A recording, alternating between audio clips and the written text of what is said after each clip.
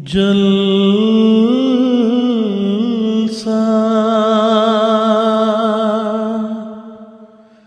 सालाना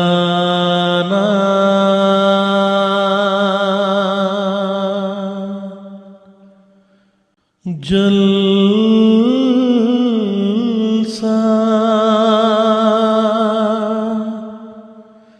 सालाना.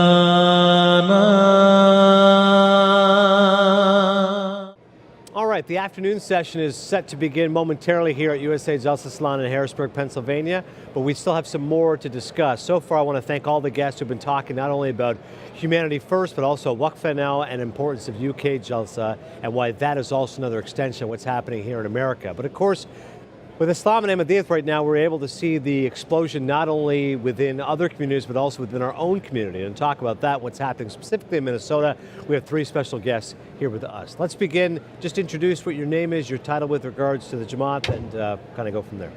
Assalamu alaikum warahmatullahi wabarakatuh. My name is Farhan Rabbani. I'm the regional missionary for the Upper Midwest region. I live in Zion, but Minnesota happens to be part of my Jamaat. Great. And your name and what you're doing here? Lamin Diba.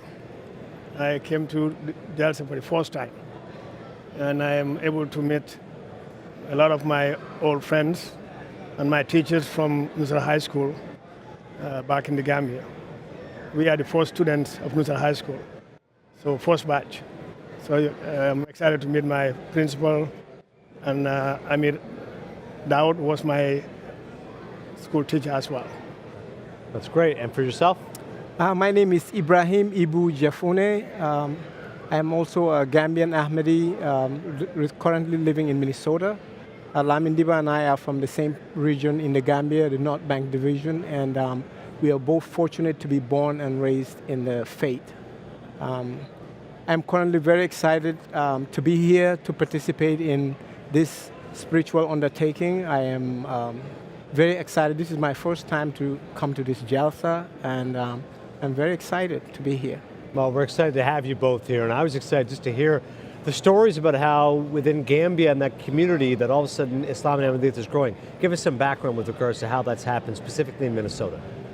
So in Minnesota, we have about 2,500 Gambians that have migrated in recent past. And out of those 2,500 Gambians, we have about 50 or so that also, alhamdulillah, happen to be Ahmadi Muslims. So now what we're trying to do is we're trying to reach out to the greater Gambian community based in Minneapolis by offering them different programs. So our National Tabligh department came up with different programs, one of which is basically to establish a Nusrat Quran Academy. The local Gambian community is really big on having their kids taught Quran, alhamdulillah, which is a huge blessing. So we're going to offer that service free of cost to the not just the Gambian community, but overall community in Minneapolis area, which also includes the Somalian community, the Ghanaian community, so on and so forth.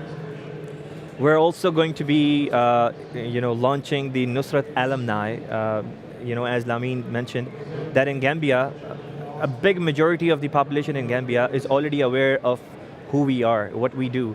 Majority of the school system that is, over there is run by our Jamaat. The hospitals are run by our Jamaat. So a lot of people are aware of our name, especially the Nusrat name is very famous over there. Right. And just by sheer coincidence and grace of Allah, it just so happens that our masjid in Minneapolis is also known as Nusrat Mosque. Right. And now we're going to offer a Nusrat Quran Academy, which is basically going to cater to the Gambian community, inshallah ta'ala. So that's the main program that we have over there. Then under the National Tabligh Department, another program that we're going to be offering is that the local Gambian community and the African community are really big on listening to Arabic scholars, or scholars who are fluent in Arabic language. So apart from the local missionary, we're going to have Jamaat scholars with the Arab background who are going to fly into Minneapolis, and inshallah ta'ala will be able to hold public seminars with them. So that's another program that we're going to be offering in very near future. And then of course, the Nusrat Alumni Board is going to be established within next month and a half. Right. What is it like for you when you hear about the way that Islam and Ahmadiyyat is targeting your community specifically? How does that make you feel? Make me feel wonderful, because Nusrat education from Nusrat High School is quality education. So when you say Nusrat to anybody who's from the Gambia, they want to associate with it. Because they know when you associate with it, you gain a lot more than if you're not. So to bring that kind of experience to my community is something that I can't what do you call it, add sort of value high up there. And my community will embrace it in a heartbeat.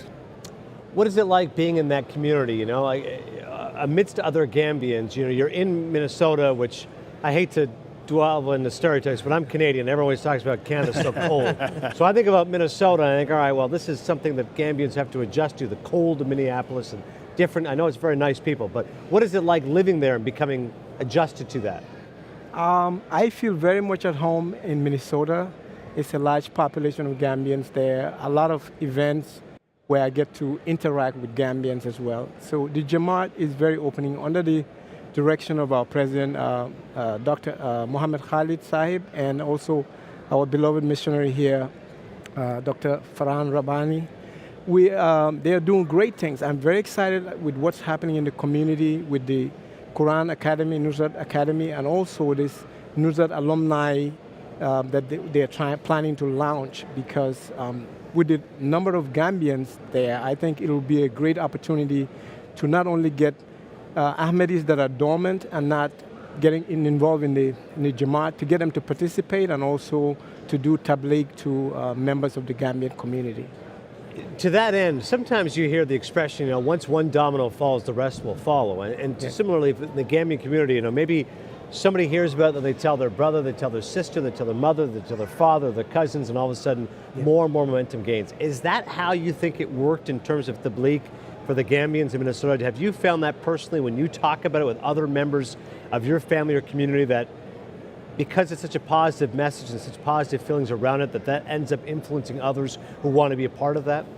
Yes, in some way, yes, that's how it works, because we're all related, we all interact with each other, and it's a great way to spread the message. And also with the efforts of the tabligh department, they have some targeted basic steps that they are doing, to efforts that they are trying to do to reach the community. And I think those things, if we implement those plans, we will definitely, we'll see some success in the community. Beyond being Gambian, you know, living in America right now, being of different skin color, there's different challenges, and obviously the way the country has become very politicized. What question do you get asked most from non-Ahmadis or non-Muslims when you tell them that you're a Muslim? I tell them I'm a Muslim. Well, at least people that I hang around with, when they see something on TV, they think we are that kind of Muslim. And I said, well, anyone who's a Muslim has no relation to that person, that action. We don't believe in anything like that. So I find myself, with the Sector 11, I work in a restaurant, I manage a restaurant. People say Muslim, I say, yes, I'm a Muslim, and I'm nowhere close to that person. That person is not a Muslim. That's who we are. It's that, we don't associate ourselves with people who kill. That's not the way Islam is teaching us. So you don't have any hesitation about getting the message out there, letting people know who you are? Oh no, I go around, they ask, who are you? I said, I'm a Muslim. Right. And I do it even when I know that there may be consequences. I'm not worried about that, because I'm not the person they're targeting. Right. They're targeting the fanatics, the extremists. We're not extremists. Right. And so. Hazur has talked about, obviously in his khutbahs, you know, the importance of tabligh right now, why it's a pivotal time, not only for all of us in America, but obviously in the entire world.